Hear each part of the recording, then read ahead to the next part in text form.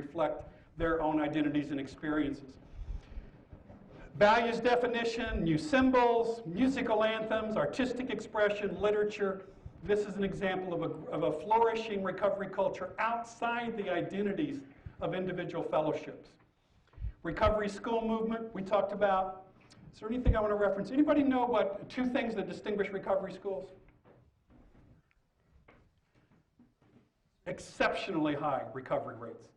If you were going to tell me an environment that was least likely to produce a high recovery rate, stable recovery rate without relapse, I would predict a college environment is not the best place to begin to do this early work. And yet, in these recovery schools, we have two things. Overwhelming, study after study showing us exceptionally high recovery rates of these students banding together on these campuses.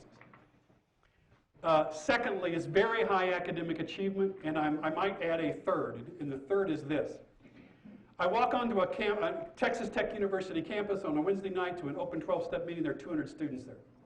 I know they got 40 students in a scholarship program for their recovery program of this recovery school.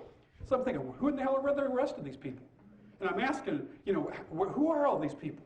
Because they're students, obviously. It's not like people coming in from the community.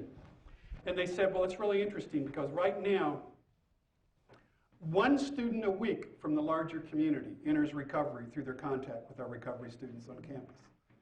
What did I say earlier? Recovery is contagious. And as you begin to see recovery in these institutions, you begin to transform some of them in very dramatic ways.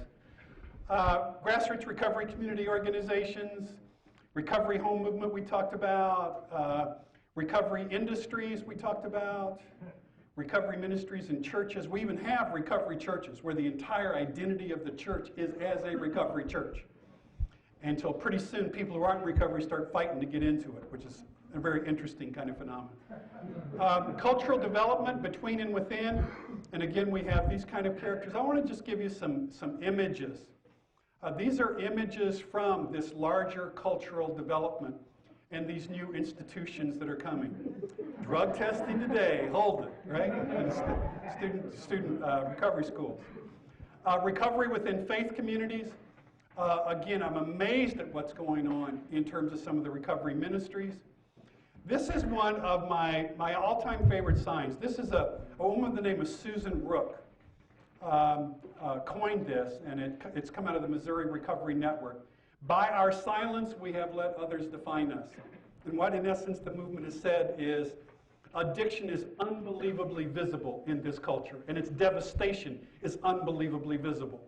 And the casualties of addiction, particularly through every celebrity rehab that tonight will be on trying to escape the consequences of their latest crash and burn experience. Agreed?